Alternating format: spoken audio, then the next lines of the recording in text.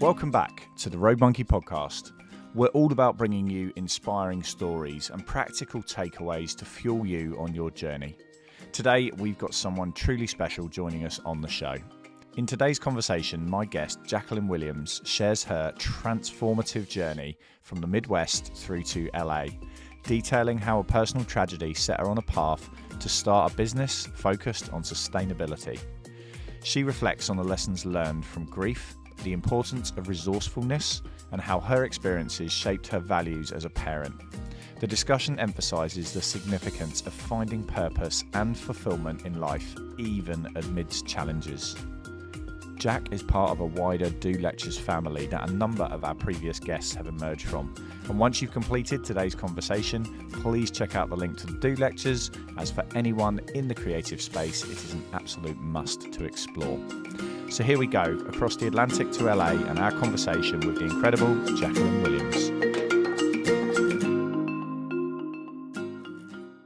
Jack, welcome to the podcast. How are you doing today? Hey, Kevin. I'm well. It is surprisingly chilly for LA today and super windy. There were advisories because some of the semis couldn't even drive on the freeways because the wind was so strong. They had to stop all large vehicles from the freeway. So it's been a windy, gusty start to the day, but I'm looking forward to this conversation. Well, it sounds like a perfect excuse to stay inside and have a chat.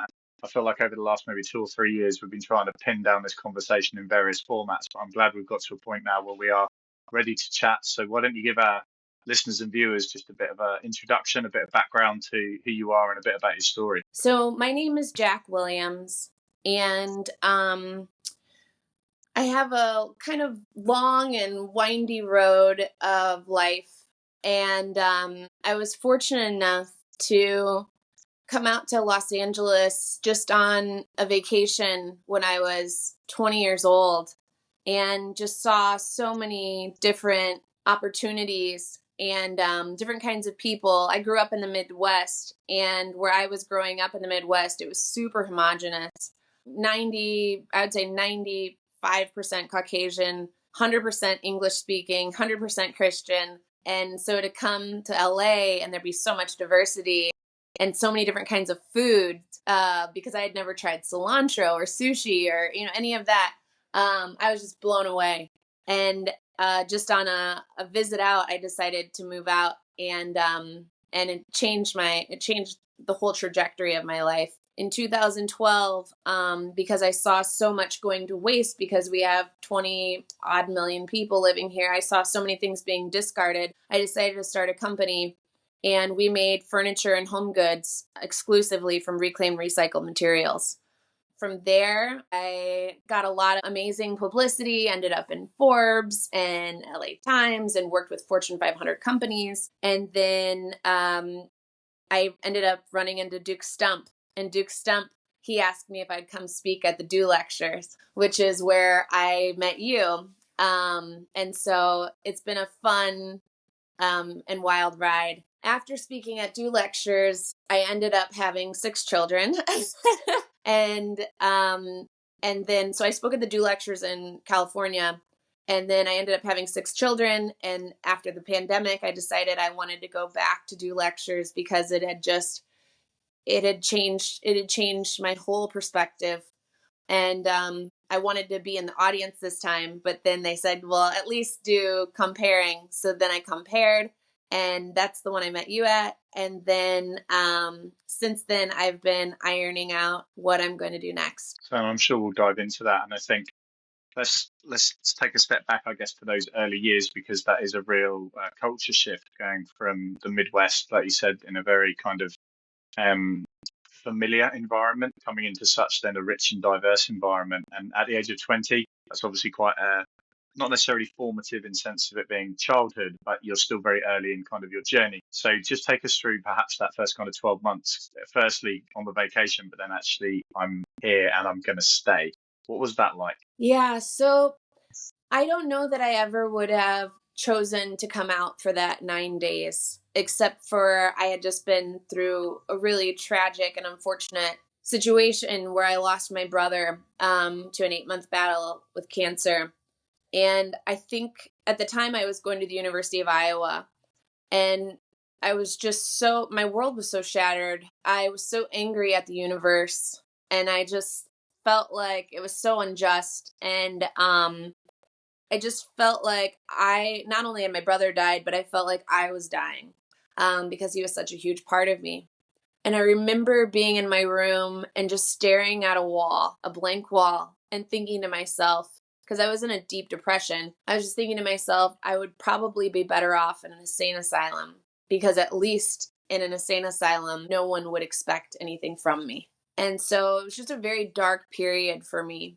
And it also didn't help that it was wintertime. It was 10 below Fahrenheit. You guys do Fahrenheit? Okay. And so I had met someone during my brother's battle. I had met someone who was passing through. He had bought a car and he's passing through. And he told me we ran into each other like 4 times in 2 days, just randomly. But I found him so curious that every time I saw him, I would stop and say hi. And one time we were in the quad for school, and then one time it was at a Best Buy, one time it was at a library, one time it was at a theater, but he just kept coming and, showing up. And so we became friends, and we spoke a lot on the phone. And I hadn't mentioned to him that my brother was dying because I didn't know him very well. And then once my brother passed away, I then mentioned to him why I was having such a hard time. And he said, you should come out to LA. He's like, just for, 9 days or so. And I told him, I said, I don't know you that well. I can't just like come out to LA. And I said, you could be an axe murderer. And he said, I don't know you very well. He said, you could be an axe murderer. So then I was like, okay, yeah. And I'm young and less fearful than maybe I would have been today. But I came out, and it was so eye-opening. And even though I was living in Iowa at the time, which was at the time 95% Caucasian, it was just super homogenous, I had actually grown up in a family that was really diverse. I'm half Black. My brother was half Black. But in my cousins, like in my extended family, we had Filipino and Jewish and Chinese and, Black. And so I had grown up in a very diverse immediate ecosystem, even though most of the rest of our surroundings are very homogenous. So to come to LA, even though I didn't know, even though it was a huge culture shock, it felt very much at home. It felt like this is where I needed to be.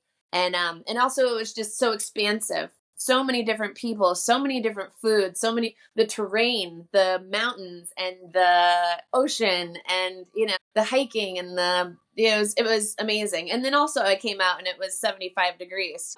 So that didn't hurt. So let's go a little bit more then, I guess, into that experience you had before starting the business in the first place, because, we kind of went through it very quickly, but starting a business at all is quite a difficult thing to do, and making a successful one, and then obviously getting the accolades and everything that came further down the line, that's an extremely challenging journey to do that. And I think let's unpick that a little bit. And how did you go from, idea and an awareness of a problem to, well, I'm now going to do something about it? What was the thing that allowed you to take that leap in the first place? And then how did it snowball into what it became? So I'm really glad you asked this question, because I think a lot of times people have this idea in their head that starting a business or starting a company is something that is out of reach. It's only if you have an MBA or a background in business, or only if you have, funding, like your parents give you money, or you're a trust fund baby, or only if, you know exactly what to do and how to do it.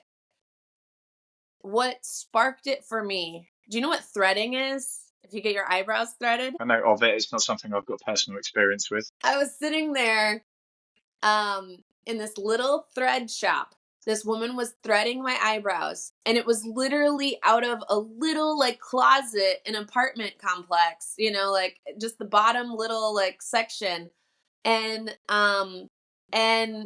she had just started her own company, and she didn't seem so much smarter than me, so much more well-funded, so much, more capable. And I just I just asked her, I said, how did you even do this? How did you even start this? What she did seem was so much more happy and excited about what she was doing than I was. And so she was like, oh, it's easy. She said, you just go, you go file for a DBA. You have to have your name, your name of your company. You have to, and she was like, it's not that expensive and it's not this and it's not that. And so she really encouraged me to just give it a shot. And I had never actually had a full-time job. Um, I always valued my time more than I valued making money. And I was always financially stable. I always saved a lot. I was very frugal, and very resourceful. I still am. I don't like to spend needlessly, and I don't like to buy new things. We already have so much in existence. Like, I still to this day buy secondhand clothes. This was a secondhand sweater.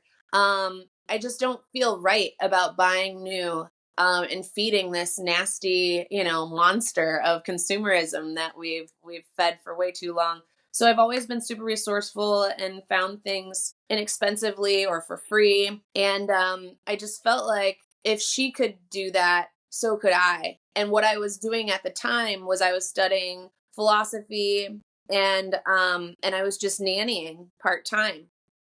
And so I worked every other week as a nanny. And so every other week I had free time to start building my company. So I would highly recommend making as much space for yourself as possible. If you want to start a company, make as much space for yourself in free time. And also notice how much time you're spending on your phone, how much time you're spending just watching TV or sports, or how much money you're spending on that $8 latte. Well, I don't know how much it costs, there, but in LA, a very expensive latte every day. I mean, it all adds up. And so if you start to save money towards something you really want for long term, and if you start to save time for yourself for something you really want long term, it's much closer, a much more possible, thing to reach for than you probably think. It's interesting, isn't it? Because obviously you didn't go through those early years preparing to launch a business, but actually you were probably developing some of the skills that were going to allow you to do that before you knew it. Perhaps there was an unconscious level of, I'm probably going to use some of these things someday. And I think, again, in a very um, what's the word I'm looking for? Maybe like a transient world where we very much just take things in and perhaps don't hold on to them properly, whether that's what we're talking about with goods and recycling and things like that, or whether it's just information and ideas. And, acquiring that skill set in those early years, even if, as I say, some of it was unconsciously, what it actually did was give you half a step up. And it only took somebody in that threading shop just to give you that little push and that little bit of confidence. And there's a lot in that. And I guess now you reflect on that, obviously seeing how the journey panned out, are there any other things that you would say put you in good stead to run a successful business? Yeah, so what you were kind of touching on there, just with things I learned along the way with resourcefulness. I, my family, I come from very humble beginnings. My family, we didn't have a lot of resources, and even though I really loved art, my parents didn't buy me an easel or oil paints or paintbrushes, or it was kind of like, well, go find something. And I literally have this one picture. My mom saved so much of my stuff, and it's so sweet. But I have this one picture where it's just me drawing like kids playing in a leaf pile. But my parents didn't go out and get me stickers that looked like leaves. And I wanted difference in texture. I didn't want to just draw the leaves. So I put a bunch of glue down, and then I went outside and I got a bunch of leaves and I crumpled them up. And so the kids are playing in actual leaves. The lack of here's this, and here's this, and here's this. The lack of having everything I needed to create a perfect picture, that looked, I was stretched to be more creative and to think outside of the materials that were given to me. And so I think that was a huge push for me, because it honed that ability to, like, to think about things differently and to be much more resourceful with what was available. I think so. There's an underlying theme here that jumps out as instead of wanting something you haven't got, making the most of what you already have and utilizing resources. And one of those resources is obviously time. And I'm curious as to whether the experience you had with your brother factored into, I guess, the psychology of that, of saying, that you don't, the most important thing we already have, and let's make the absolute most of that. And then you've applied some of those traits, that mentality in a business sense. And actually, a lot of people, when you look at hugely successful people in any field, they will have had let's say altering experiences in their formative years. That might be family bereavement, that might be family separation, that might be trauma at school, that might be a sporting incident, but whatever it is something that's had quite a substantial impact on them as a person. And do you think, again, obviously it was part of that reason you went out to LA in the first place, again reflecting back now, do you think coming off the back of that experience there were values and wisdom perhaps that you took from that experience that put you again in a better place from a business point of view? 100%. So I was actually going to the University of Iowa when my brother got sick, and by the grace of whatever power there is out there, he was transported to my university's hospital because it was the best hospital, within a couple hundred miles. And we got to spend the last 8 months of his life together. I would go up to his hospital room 5, 6, 7, 8 hours a day. And we just spent so much time. And it was wild to watch him deteriorate physically because he was actually evolving mentally. So it was very wild to watch him in that state because he was my baby brother. So he was a year and a half younger than me. And I had always known more than him. Oh, you don't know how to do that? I know how to do that. You don't know that math problem? I know that math problem. I had always known more. I was always ahead of him mentally. And he caught up to me physically because he ended up being like a Division I athlete recruit. But in that time where he was kind of dissipating physically, his wisdom kicked in and grew tenfold. And so I learned so much about him in that time and saw him and his strength, not just physically, the strength physically was deteriorating, but his mental strength and abilities and acuity it was profound. It was profound to see him grow in those ways in such a short succession. Ultimately, when he decided he wanted to be taken off the machines, I hadn't cried once, in that whole time. And I just stormed into his room and I said, absolutely not. You're not going to give up fighting. And I was bawling and I could just cry all over again. But he just looked at me and he said, Jack, this last 6 months, he said, I haven't been fighting for myself. And that was a lot to take in, and to know that he had been fighting that whole time for us, because it was such a painful battle. So knowing that, and knowing that life can be so short, even though it sounds cliche, to experience it real time, it gave me the push to come out here and just check it out. But then it also gave me the fortitude to think about what would he do if given the opportunity. Would he take an easier path than just I was making plenty of money as a nanny, as a part-time nanny. I was making more money than what most people make in the world. But it drove me to really pursue whatever it is I'm here for. And I think that that's something that we should be always asking ourselves. What is next in my path? What is going to challenge me the most? What is going to fulfill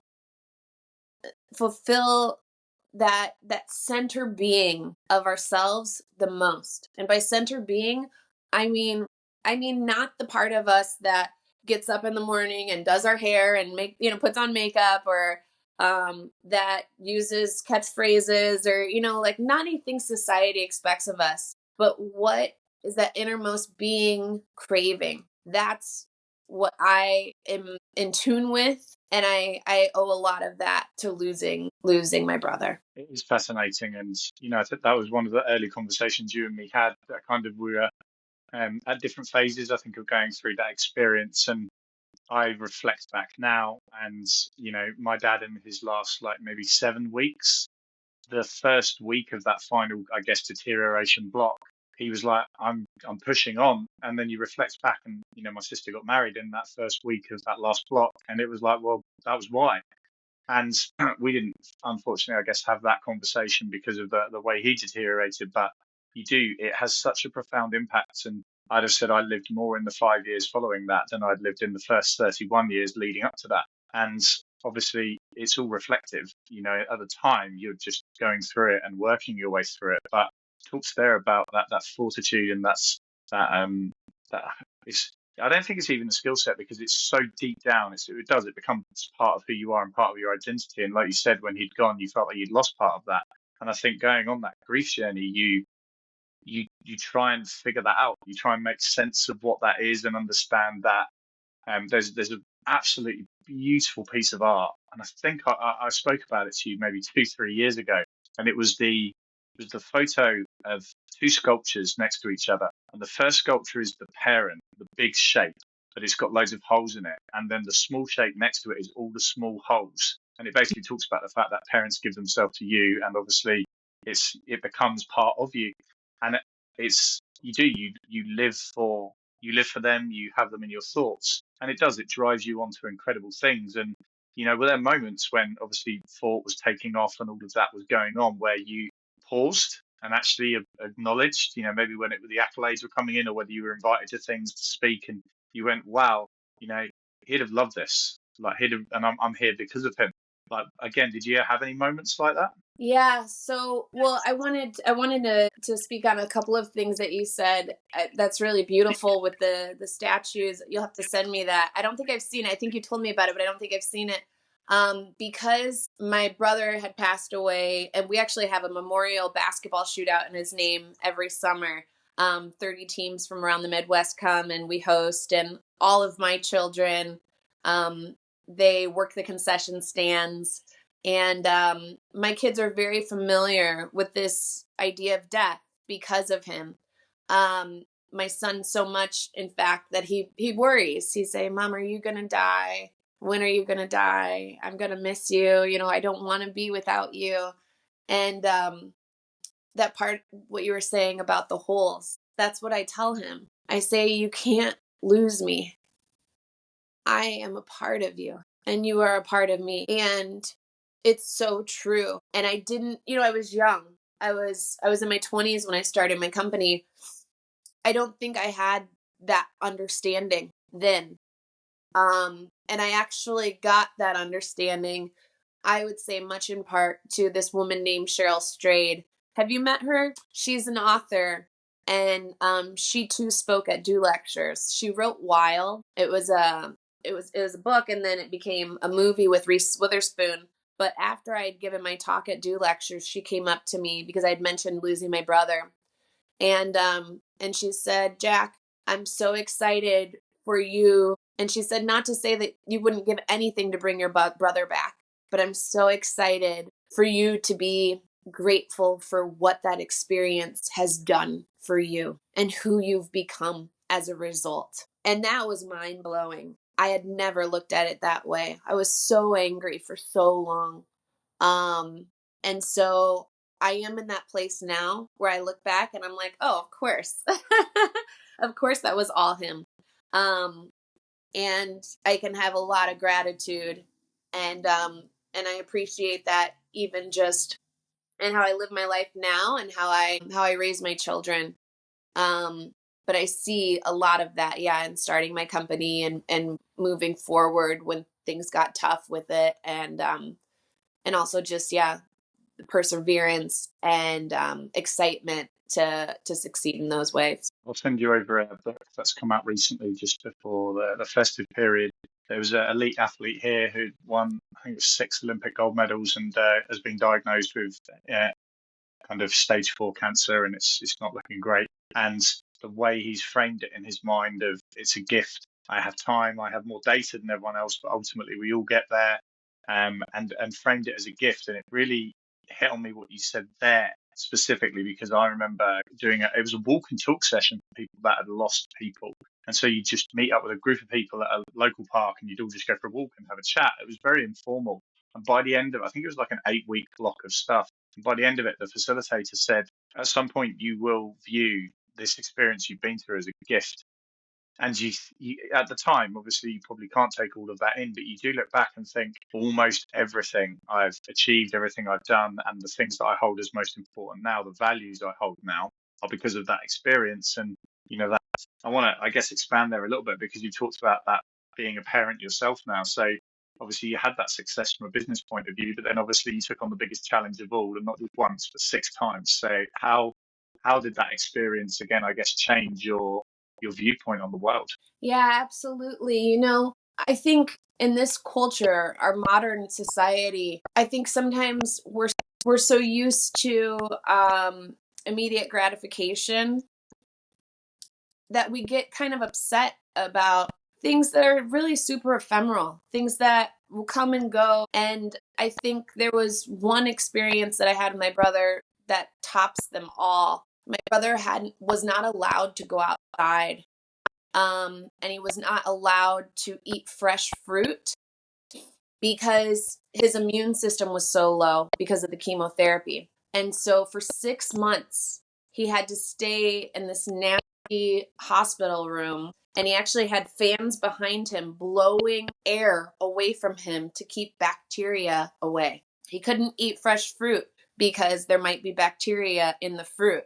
And so at the end of the 6-month period, when he bit into a peach under the sun, he wept. He bawled his eyes out because it was just the most beautiful thing he had experienced in half a year. And when I think about that time, why didn't you warn me to bring Kleenex? But when I think about that time, it makes all the other things we get upset about seem absurd. And we don't have to go through that kind of, loss of space or of fresh foods to really get in touch with ourselves and what really matters. But an experience like that, when you do experience that, it stays with you for life. And I try to, instill that in my children. My 7-year-old, he goes to a school where there are a lot of very privileged children. And he came home the other day and he said, "Mom, so-and-so, who happens to be the child of a big celebrity, so-and-so has 4 Cybertrucks." And on the one hand, I'm like a little upset because I don't want him to think that that's something to be excited about or value. But on the other hand, I also have to understand these are his peers and this is his surroundings. And so instead of like chiding him or like, what does that matter? I just asked him a question because he seemed so excited that this girl had 4 Cybertrucks at home. And I just asked him, I said, "Dev, what would you do with 4 Cybertrucks?" And he laughed and he said, "You can only drive one at a time." And so I think for me, knowing what truly matters and being closer to what truly matters as a result of this experience with my brother, I try to slowly but surely, kind of sneak those things in, because they're growing up in a wild, wild world where all of the things that don't matter are being exalted and are being pushed forward in a way to try to convince us, or people are convinced that that's what we should be spending our time and our energy and focus on. And so it's something that's always in the back of my mind. There's a huge responsibility that comes with obviously being a parent, but equally there's also the giving them the space to find the world out for themselves and all those sorts of things. And I think when you give them the kind of questions and create that curiosity, it's almost a curious mind that gets to the truth, because they don't accept things on face value. They actually ask questions. And it's a really interesting way of, I had a group of parents that I was supporting in a sports setting recently, and they asked me, how do you manage whatever the scenario was? And I said, don't tell your children what to do, ask them a question, because often they will come up with exactly what you were going to tell them, or because even they've come up with it. or even better Yeah. sometimes. Or even better. And they're far more likely to adopt that. But equally, around their peers, that then starts that internal conversation. So it's not even just with them. It suddenly becomes around their peer group, because they then start challenging and asking questions and those sorts of things. And you get that, I guess, not over formalizing it, but that healthy debate amongst youngsters, instead of the zombie approach where everyone accepts this is the way we do it and we all just follow like sheep. So I guess, again, taking another step forwards, you've had, the success in business, you've had the children and all those sorts of things. You built this family, and it's then kind of going, not necessarily consolidation, but that pause moment that we all had during the pandemic to say, what comes next? And you talked about there previously, on your road, on your journey, asking that question, what comes next, and what do I place value in what comes next? So A, how have you navigated that coming out of the last few years? But B, what does come next for you? Yeah, so when I set Fort down, I always intended to come back to it. I always thought I was just going to have it on the back burner. I was pregnant, and my OB said, Jack, you can't be welding or be around sawdust while you're pregnant. That's just a non-negotiable. So I decided to put that down for a bit, but I always thought I would come back to it because I loved it so much. And then as I've aged, and now that I have time to get back to work, fortunately I was able to be home with them for so long. Now I've started to think about, getting back into Fort, but I'm in a different space mentally, physically. I can't lift, all that heavy wood like I was, and the heavy steel. And, but also mentally, I want to reach a broader, audience. I realized that what I loved about Fort so much was not the furniture. I mean, furniture is great, but only to me as it functions, as it, brings people together to sit around a table. I love good design, but what I really valued about Fort was the community and the platform it provided. And so I started thinking about that. Okay, so what I really miss are people, and what I really miss is a platform. And what I want to do is reach more people and have a bigger platform. So I started thinking about what I valued, and I started writing a book about value and about what we are valuing, and if it's really in tune with that inner being that I was mentioning.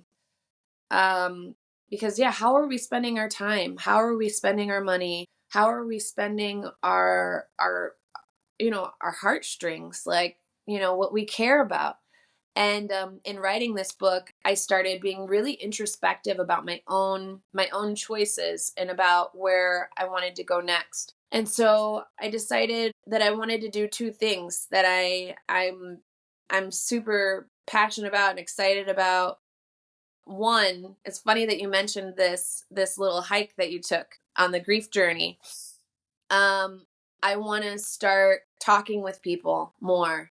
And so I've started this company, and it's called A Few Conversations, because we have 6 kids. They're at 3 different private schools. And the conversations at these dinner parties that we have to go to, these school events that we have to go to, it is so draining to me. I can only talk about the weather and vacations and, the latest this, the latest that, so much. And so I really want to elevate conversation, and I've started to do it at these parties.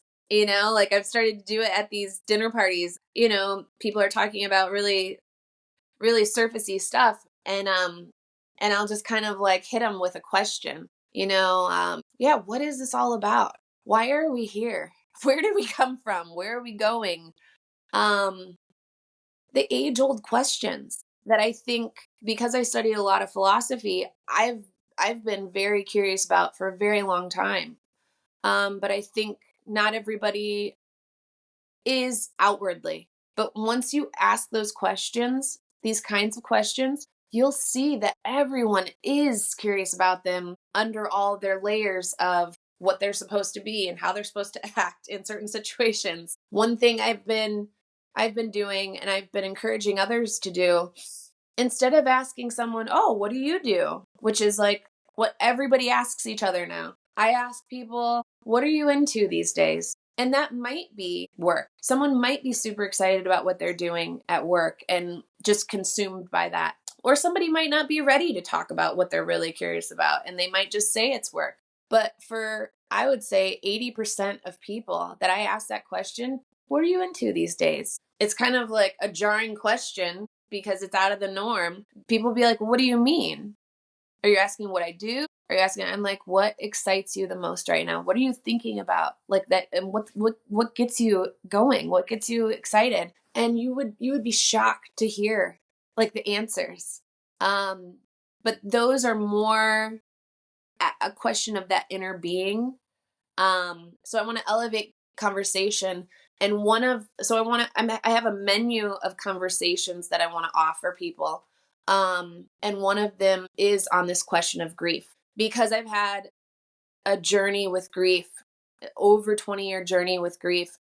And I've studied a lot about it, and I'm talking a lot about it with people. I've recognized that grief isn't just about losing someone. A lot of people are carrying grief. When I first met my husband, he was actually going through a very, very long divorce process.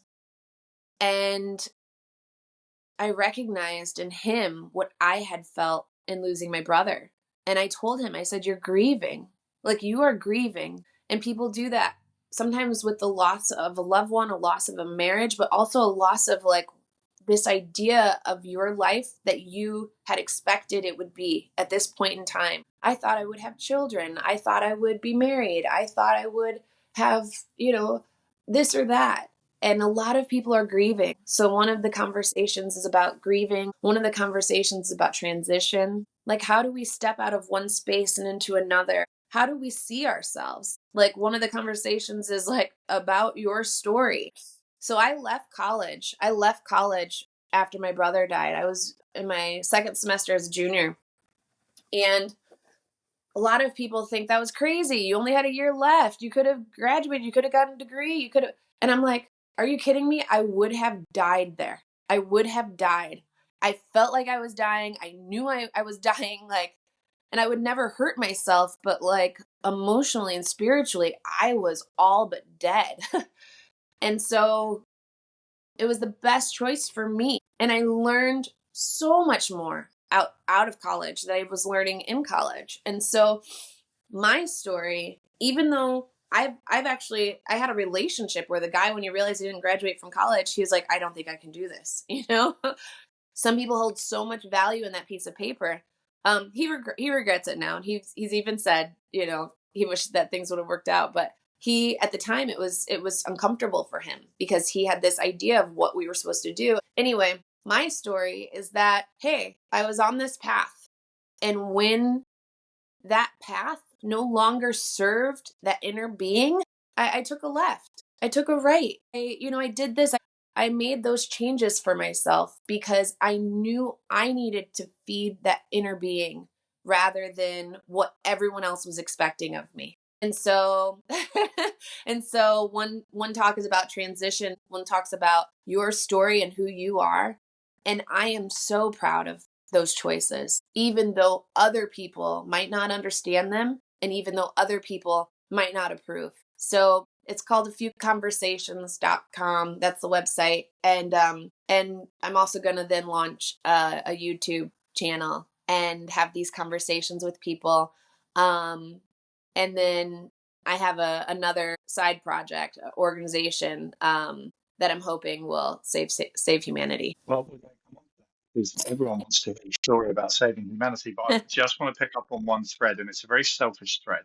But our mutual friend Adam, who's obviously been to do quite a few times, I love that. he is a top guy, and he recently redesigned my whole website, and we had a morning with about 4 or 5 of kind of I guess, my creative circle, maybe is a nice way of putting it, in a room that just had loads of whiteboards. And we were like, what is this podcast? And we were trying to really drill down into what it was. And the way he's settled on the homepage is a line that goes up with a little circle and then a turn left, and it goes off up to another angle. And it was that almost every conversation we have at some point in a person's life, whether it's their spiritual being, their physical journey, their life journey, whatever journey they're on, Yeah. it reaches a point where it goes off in a different direction. And the conversations we have are around what caused that, and B, what wisdom and reflections do you have having turned left and gone off in a different direction. So to have you articulate that, the website only went live in the last few months, but I've got this visual in my head and being like, that is exactly what he said this was all Yeah. about. And now I've had it reinforced and brought to life. So thank you very much for that. No, thank you very much. I mean, it's also about not being afraid of turning, you know.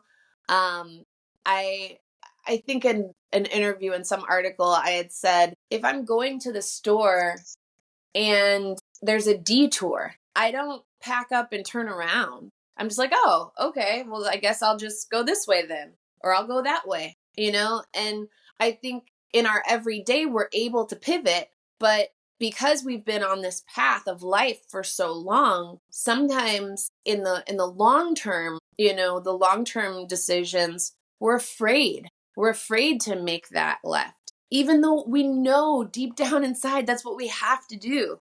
Sometimes we're so afraid that we don't, and we just stay on the path and on the course, and we become less of ourselves because of it. And so I would say it's about, recognizing and also not having fear, because you can always go back. You can always go back to what you were doing. But taking that, the two films, that's what that poster is of. You want to be able to, at the end of your life, look back and say, I went for it. I went for it.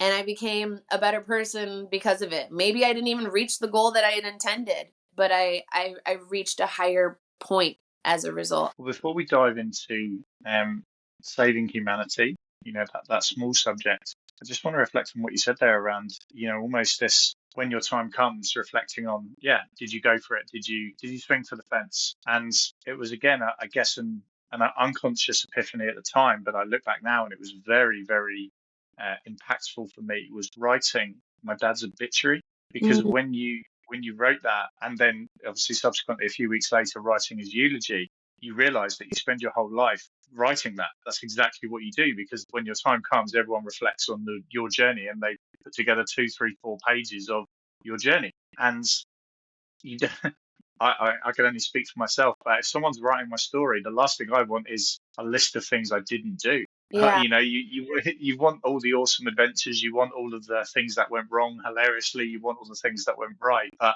you want moments that spark happiness, joy, adventure, excitement, all of those sorts of things. And I think that's something, I think a lot of people postpone that because of, like you say, the fear of, but what if? And there's a guy called Anthony Bennett that I spent some time around, who does a lot of fundraising for hospitals in the UK, and he talks about, what if? That is the attitude. What, something amazing could happen, and he just takes that mentality and flips it and says, it could be. It could be a real challenge. Great, let's go for it. And I think too many people, live or don't live their life because of that fear. So it's an interesting area. But Absolutely. I mean, can you imagine a eulogy that was just like, he was a very practical man. He did what he was supposed to do. like, okay, where's the journey? Where's the story? Where are the peaks and the valleys? We gotta go for it. And you know that inside. It's about checking in on that inside being. Well, that's I want to touch on intuition, which I'm sure we can round off with in a bit. But let's go into the second project, because having already started a business and knowing how hard it is, going for round 2, you've decided not 1 but 2 projects would be a good way of doing it. So talk us through the second project. So the second project, I mean, I'm super excited about a few conversations. I think it'll be something that I can give my whole self to. The second project is an organization. It's not for profit, but it's something that I have to do. So like a few questions, a few conversations is something I really want to do. That someone is us is something that I have to do. But I'm super, super excited about. So I'm going to have my day job, a few conversations. But then on the side, I want to build a task force and organize amazing minds from all over the world to get together to save humanity. And I don't mean that lightly. I have been so fortunate in this lifetime to have met such incredible individuals doing amazing things around the world. And I think what we're missing is kind of a nexus. And Do Lectures is a nexus, but I want to cultivate all those powers and use them as a combined force to create integrated solutions to the problems that we face. So I want to have a dinner or a meet and greet at our house, 100 people. And I want to figure out solutions, kind of like a think tank, but with real world application. But we know a lot of very powerful people. And I end up in these rooms with people. I'm rubbing elbows with people who are making decisions, for all of us. And I just feel like the approach that's being taken is clearly not working, especially here in the United States. We have a lot of really smart, thoughtful, caring people. But for whatever reason, the approach that we're taking isn't working. I mean, we're just, we're in some trouble. We're in a heap of trouble right now. So I want something that's nonpartisan, non-denominational, non-violent, but full speed ahead. And lots of different pillars. But one example I'll give you just of, we know a family that is, one of the wealthier families in the world. And I was talking to this guy from this family, and he was saying, yeah, I was thinking about funding like a third party candidate and, trying to help them get through. And I thought to myself, well, not just inside, but I also asked him, I said, for what? This system isn't functioning properly. We have to circumvent the system because the system is actually holding us back. And so then we started talking about Martin Luther King. Martin Luther King didn't have money. He didn't have prestige. He didn't have, pedigree, but he built something that has changed my life and your life forever. And so I want to build a grassroots movement, start from the bottom up with like top down approach and money. We have to work together. So right now, Google and OpenAI and Microsoft and all of these tech companies, they are building things that will rock our world. The AI and quantum computing is going to shift. It's going to cause a paradigm shift like humanity's never seen. And it's gonna make a lot of the systems that we have in place right now obsolete virtually overnight. I mean, this trajectory that we're on, it's an exponential growth, and we're at like the knee of it. And so I want to get a bunch of really great thinkers together to try to figure out, what do we do? Where do we go next? And I've been fortunate through Do Lectures and through a lot of the circles that we are in, because of the schools that we're in, to be rubbing elbows with a lot of people that could do a lot of good. So the reason why I named it That Someone Is Us is because everyone is like, someone should do something about that. Someone should fix that. Someone's got to, figure it out. And the people that are talking about that are the people the rest of the world is waiting for. And so the people who have the luxury of time and the luxury of education and the luxury of, of ambition to do all of it, that someone that is supposed to do it all, that someone is us. And so we got to take it on, and we got to work together, and we got to figure it out. I really like that. And again, like you said, Do is, it does bring together a collection of remarkable people. And one of the fascinating things you'll always take from do is conversations. So I guess there's some nice lineage there between both projects that you're looking to go into. But I guess now you're at this point now where you are looking ahead and have greater perspective than you ever had. And for I guess as we move through into 2025 and beyond, which obviously for a lot of people, and certainly in stateside, that's obviously there's a lot of potential change coming there as well. Where does your instinct tell you then the next year is going to look like? When we look at 5 or 10 or 15-year plans and goals and all those sorts of things, there's almost an intangible aspect to that. But what does the next 6 months, 12 months look like for you in terms of moving forwards? Obviously, we've talked about having the landing pages and the website, which of course we'll link to, but what comes next for you in the near future? Well, so I think that things are going to shift so drastically in such a short succession.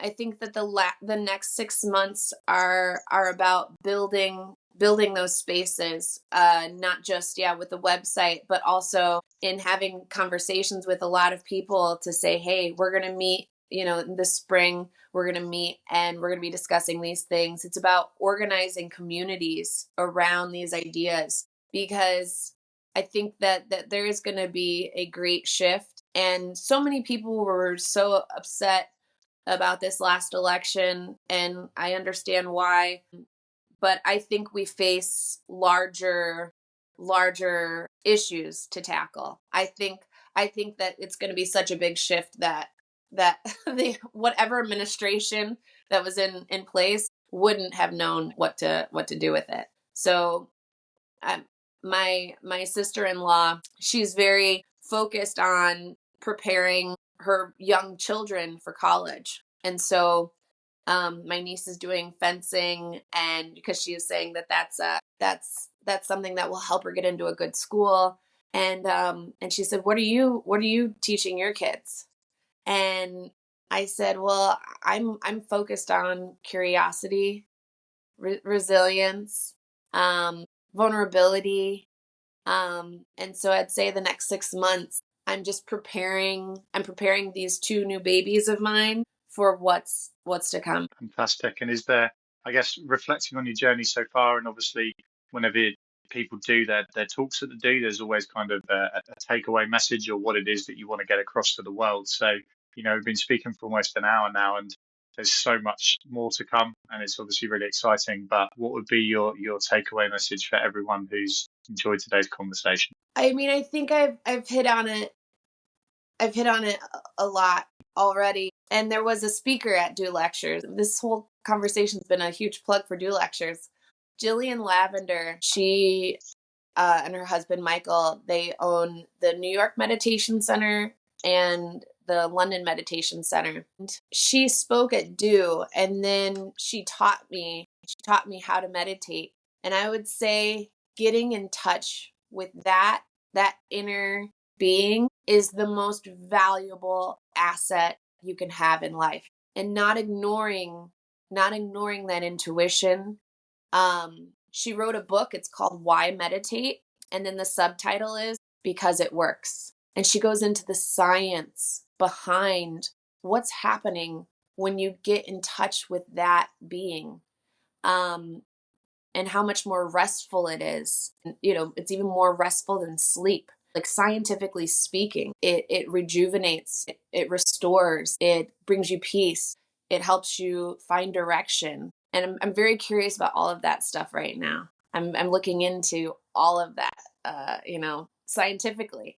So I would just say, check that out. Check in with that inner being. Check out with the research behind all of that, and just make that your best friend, and hold that part of you so tightly, and give it so much respect and appreciation, and feed that intuition when it tells you take a left. Listen. Well, 2.5 years ago, on a very remote part in Wales, we started a conversation, and we both said, at some point we should definitely sit down and record this. And it's taken a few efforts for us to finally make it work, but it's been absolutely awesome to explore stuff that's happened, the journey, the wisdom in that, but also looking forward to what comes next. And obviously we'll link all of those different projects up in the show notes below. But just a huge thank you for your time. It's been absolutely fantastic.